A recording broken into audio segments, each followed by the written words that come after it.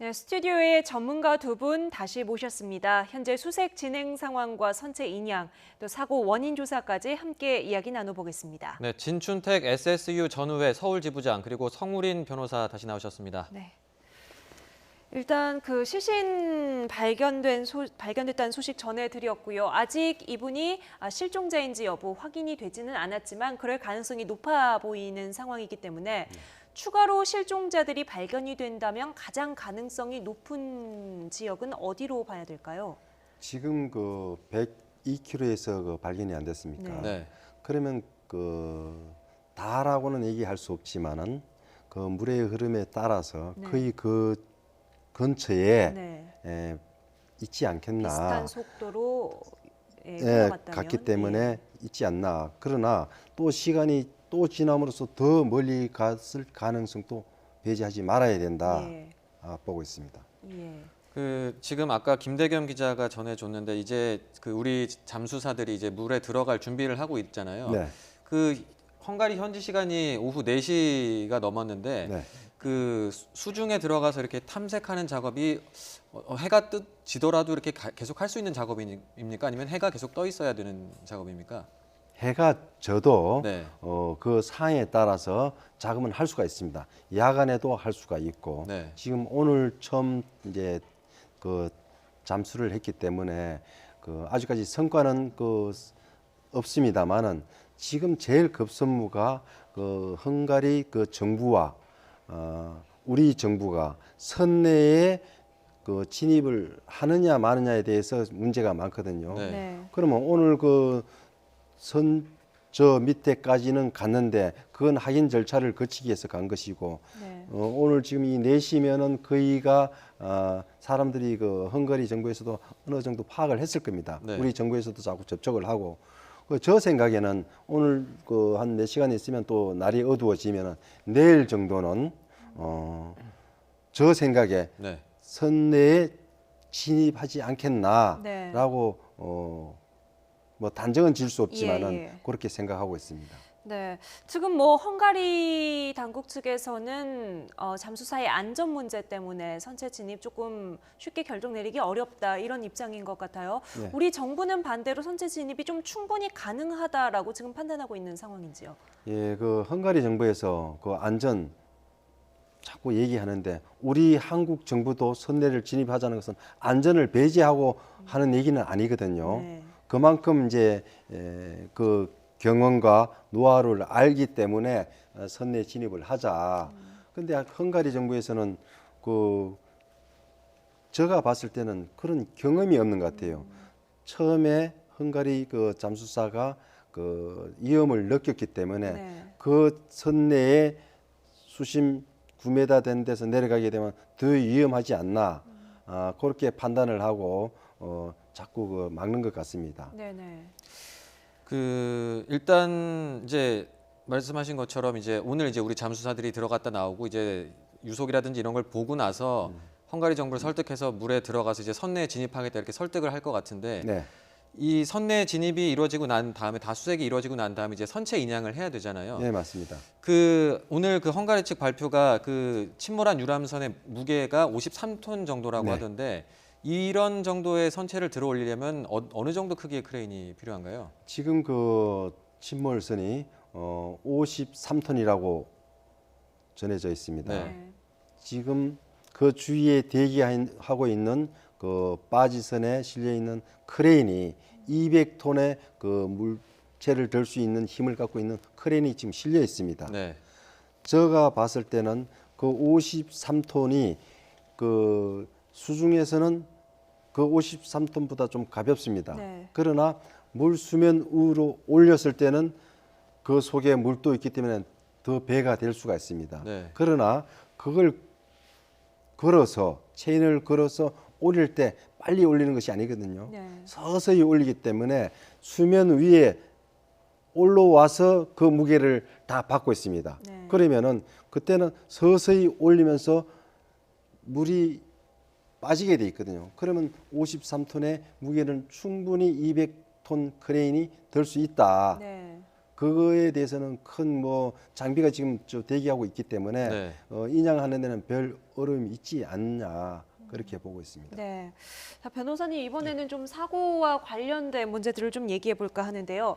우리나라에서 사고가 났다면 관련된 선사에 피해자들이 책임을 묻거나 또 정부의 실종자 수색을 언제까지 계속해 달라라고 요구를 할 수 있지만 이렇게 다른 나라에서 발생을 했는데 피해자는 우리에게는 우리 국민, 헝가리에게는 외국 국민인 경우에는 이것을 어떻게 조율을 하게 됩니까? 네, 우리나라 뭐에서 일어난 경우라면 이제 우리나라 정부나 우리나라 경찰, 검찰이 이런 조사를 하면 되겠지만 사실은 지금 헝가리 내에서 일어난 사건이기 때문에 헝가리 당국과 헝가리 경찰, 헝가리 검찰이 그걸 담당하는 게 맞다고 일단 생각이 듭니다. 예. 근데 이제 우리나라 국민이 사실 피해자이기 때문에 이런 부분들을 고려했을 때 우리나라에서도 뭐 일정 부분 관여하는 것은 뭐 가능하다고 일단 생각합니다. 네. 네. 이제 피해자들이 실종자 수색을 만약에 계속하려는 의지를 보이지 않을 경우에 그것을 요구를 한다든지 피해 입은 사실에 대해서 뭐 어떤 조사라든지 처벌을 요구할 때 이 역할은 우리 정부가 외교부에서 담당을 하게 되나요? 그렇죠. 이제 우리나라 국민에 대한 또 일이기 때문에 우리나라 외교부가 할 일이 또 그런 외국과의 관계에서 요구할 수 있는 권리도 어느 정도 있다고 생각합니다. 그래서 네. 조사가 만약에 안 이루어지고 그다음에 이런 수색들이 좀 해태한다든지 이런 부분이 있을 때는 외교부에서 좀 이런 것들을 요구할 필요가 있다고 생각합니다. 네. 일단은 어쨌든 헝가리 측과 이제 협조를 해서 최대한 이제 뭐 수색도 그렇고 선내 수색도 이런 게 이루어져야 될 것 같은데 만약에 지금도 일단 선내 진입을 놓고 헝가리 측과 우리가 이견이 일단 있는 상태잖아요. 근데 만약에 헝가리 측이 오늘 일단 우리 잠수사들이 들어갔다 나온 뒤에도 그래도 안 된다라고 하면은 우리가 뭐 따로 이렇게 뭐 독자적으로 수색을 할 거나 이런 방법은 없는 건가요? 그거는 헝가리 정부에서 허가를 안 내주면 독자적으로 할 수 없지요. 불가능한가요? 불가능하죠. 그런데 저 생각에는 해줄 것으로 믿고 일단 들어가서 선실 내에 몇 구의 실종자가 있는가 그것만이라도 해야 되는데 그것도 못하게 하니까 좀 난감합니다. 네. 선내 같은 경우에는 유속이 오히려 조금 더 그러니까 배가 이렇게 선체가 버텨주면은 안에는 좀 유속이 덜할 가능성도 있나요? 네, 맞습니다. 선내 안에는 유속이 없습니다. 선내 바깥에는 유속이 지금과 같이 보이는 그대로 있는데 선내 안에 진입을 하게 되면은 다 막혀 있는 상황이 아닙니까? 그러면 그 안에는 유속이 흐르지를 않습니다. 네. 그래서 들어가서 작업하는데 무리가 없는데 문제는 뭐냐면 물이 흐리다는 겁니다. 선내까지는 그 전에는 선내까지 들어가기가 어려웠는데 지금 유속이 많이 줄어들어서 진입은 되는데 그 들어가는 과정에서 지금 문제가 뭐냐 하면은 부력에 의해서 그 안에 있는 유실물들이 많이 있을 겁니다. 뭐 탁자보라든가 실종자들의 네. 뭐 가방이라든가 이런 것이 다 떠 있습니다. 예. 떠 있으면 잠수사가 그걸 해치고 나가야 되는데 거기에서 조금 어려운 것이지 유속이라든가 그런 것은 전혀 영향을 받지를 않는다고 봅니다. 네. 앞으로 이 문제를 해결하는 데 있어서 여러 가지 이제 법률적인 다툼이나 문제들이 있게 될 텐데요. 뭐 해상법이라든지 선원법이라든지 이런 부분들이 일반적인 도로교통법과 조금 다른 차이점 이런 게 크게 어떤 게 있을까요?